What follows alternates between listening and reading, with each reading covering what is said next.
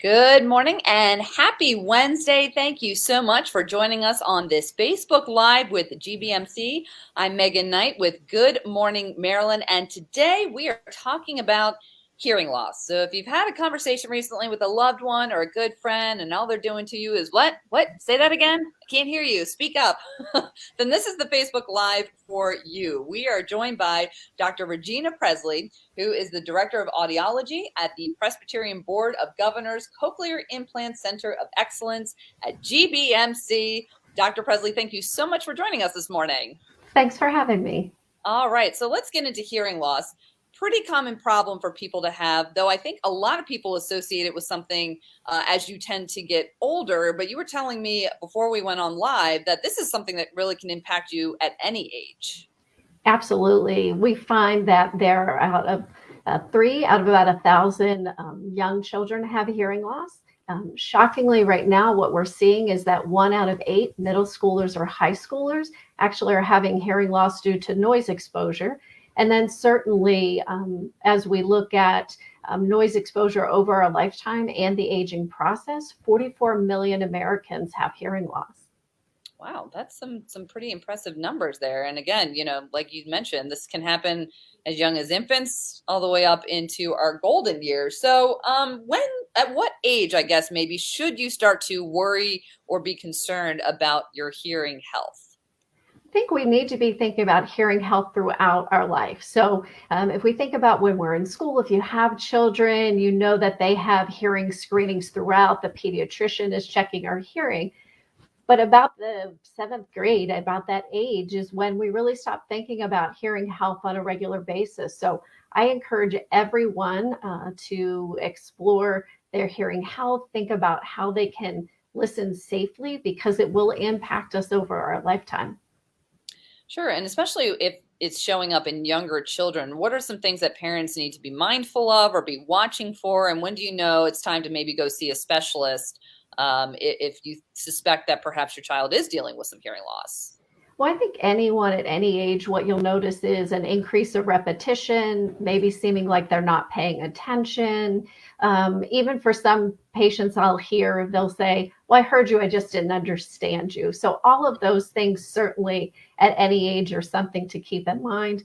For parents, we certainly want to keep in mind, are our kids listening to things too loud? If you're walking by them and you can hear their music clearly, then that's something we want to have a discussion about and how loud we need the sound to be and to make sure we're giving our ears a rest. Yeah, and that's an interesting point too. I imagine with all the new technology that we have these days, our earbuds and our headphones in constantly, whether we are listening to music or taking a phone call or on a Zoom call as well, are these things playing a role in any way in maybe increasing the amount of hearing loss or people experiencing it perhaps at a younger age? Yes, I think that's true. I think what's happening is when we listen to something through a speaker, certainly we can listen to sound loudly to music or to, a Zoom meeting. But when we put our earbuds in and then we take that sound and we put it in a small space, it impacts the damage that it's doing to our ears. And we're also listening that way for longer periods of time. And our ears really do need a rest.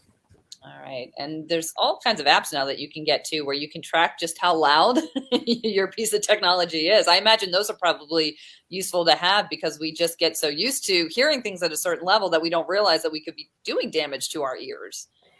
They are useful, but you have to apply them. So setting those limits on our technology is really, really important. And then certainly too, if you're doing activities where you're exposed to loud sound, going to a concert or to a race, maybe you play in a band, it's really important to make sure you're using ear protection.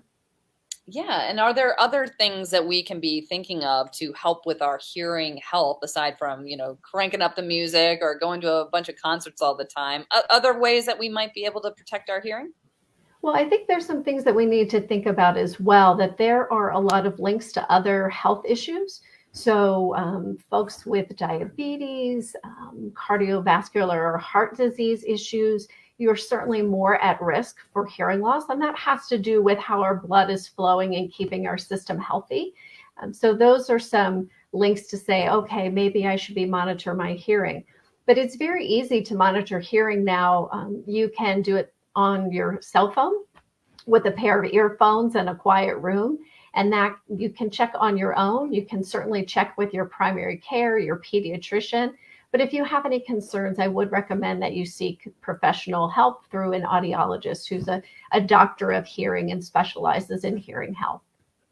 Yeah, and that was actually going to lead me to my next question. So May, the month of May, is Better Speech and Hearing Month. And you mentioned audiologist, which maybe somebody watching right now has never even heard of an audiologist before. So kind of go more into detail about what exactly they do, and maybe when you realize that it's the time that you need to go to see a specialist and an audiologist for your hearing. So if you have any concerns about your hearing, or you've taken a hearing screening on your phone and it suggests that maybe you have a small problem or a large problem, it's certainly time to see a professional.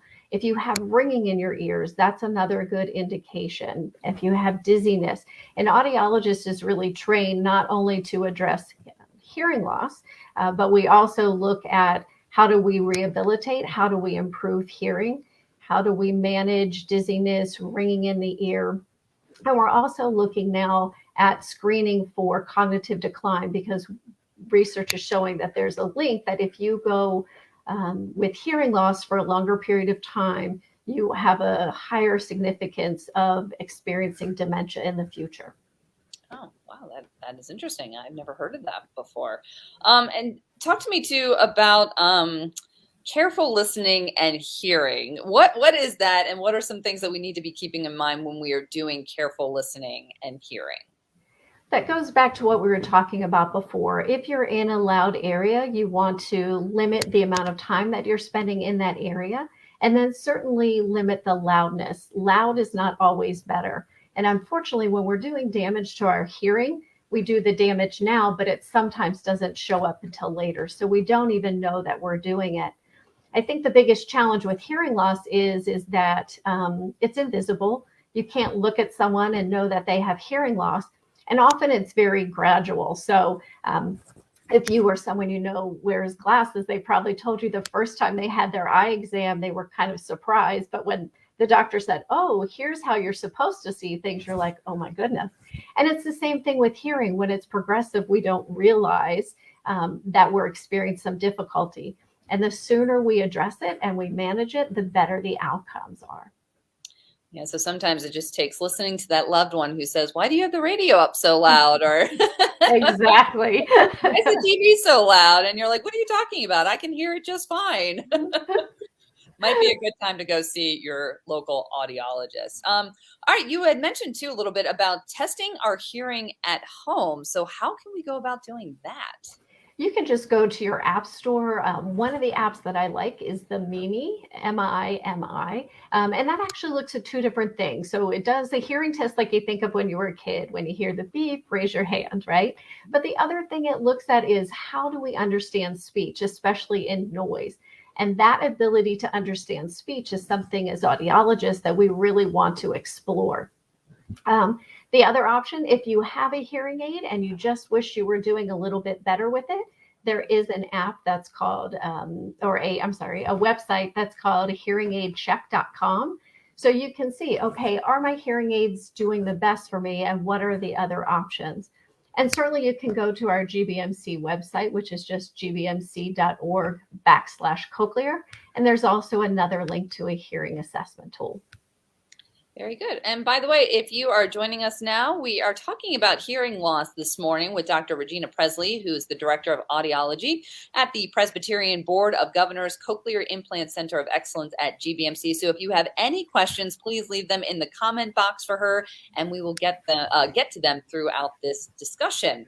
All right, so pretty cool that we can test our hearing at home, but I'm sure, Dr. Presley, some people are a little leery about doing that. They're like, I'm not an audiologist, I'm not an expert, so just how reliable are those at-home tests?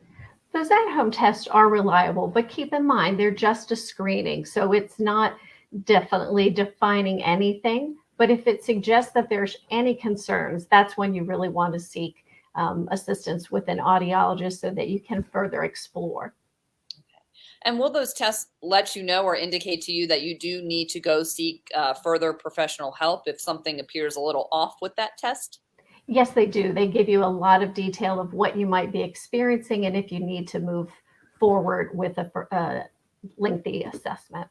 Okay. And is it a good idea to bring the results of that test with you when you go to see the specialist, or will they just do their own screening and you don't really need to bring those results? Well, we're going to do a comprehensive evaluation. However, if you'd like to bring those and share with us and just have them to compare, this is what I did online. How does this compare?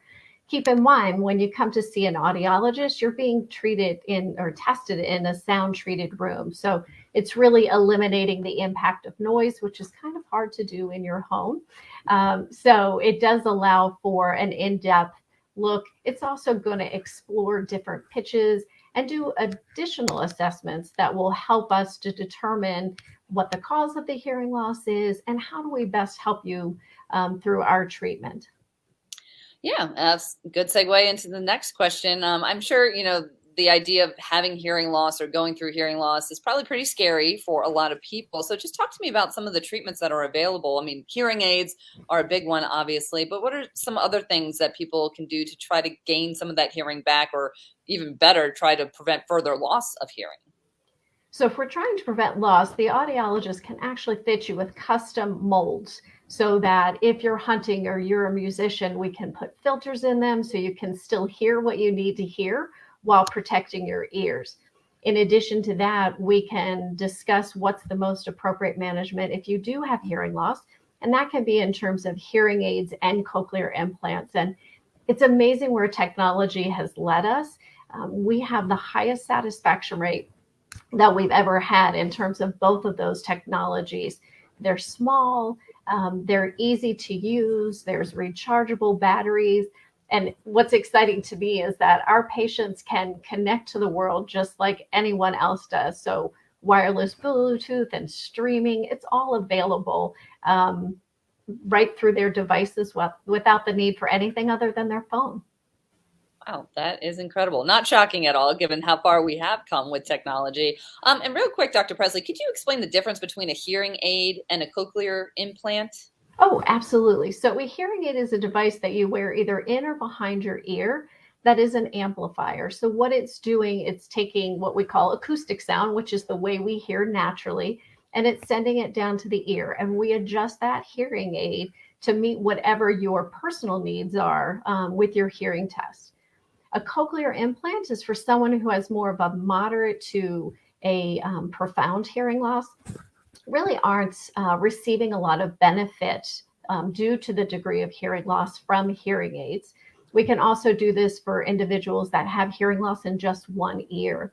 And how that works is you also wear a device either on your head or behind your ear that captures sound, but there's a device implanted, surgically implanted, very brief outpatient surgery. It takes about 90 minutes. And that device actually provides electrical current in place of where we would normally use acoustic information. And so what it does is it replaces where you have damage in the ear, and it provides a new signal to your brain to restore those damaged hair cells. Wow, that is just incredible that you can do. I mean, and I would imagine it's a pretty small device, right? That just goes right into your ear. It is very small. There's a piece that goes right underneath the skin, but the piece that actually goes down into your ear that does all of the work is really about the size of the tip of your pinky. Wow, that's incredible. Well, that's great. And I imagine these are some of the services that you guys offer there at the Cochlear Implant Center at GBMC. Yes? Yes, we offer the full continuum. So GBMC history has been as a ear, nose, and throat hospital, and we honor that by doing newborn screenings, which is mandated in the U.S. So every baby born gets a hearing screening, and then from there we can offer any service necessary. So whether it's hearing, ear protection, problems with dizziness. And then we also offer rehabilitation. So for individuals who have had hearing loss, whether it's getting used to their new equipment or maybe learning speech or improving their listening skills, we can offer that as well. And we can do that in the office and we can do it remotely now. Very good. So if someone would like more information about the services that you guys offer, what's the best website, or is there a phone number we can reach out to? So you can go to gbmc.org/cochlear. The phone number for the office is 443-849-8400. Very good. All right. And lastly, Dr. Presley, anything else you would like to add about hearing health that you think is good for us to know as we go on about our days with our Zooms and our music, and just making sure that we turn the volume down a little bit more? Well, absolutely keep thinking about safe listening. And remember that hearing health is important, just like any other screening that we do. So stay on top of it. Make sure that you're monitoring it. And if you need any assistance, it's best to seek that early and have better outcomes. All right, Dr. Regina Presley, thank you so much for joining us. And of course, we will be posting this discussion on the WMAR2 News Facebook Live page. So if you're just tuning in and you missed all of it, or you want to go back and hear what other tips Dr. Presley had to offer, we'll post that on our Facebook page for you to watch as many times as you would like. Dr. Presley, thank you so much. Thank you.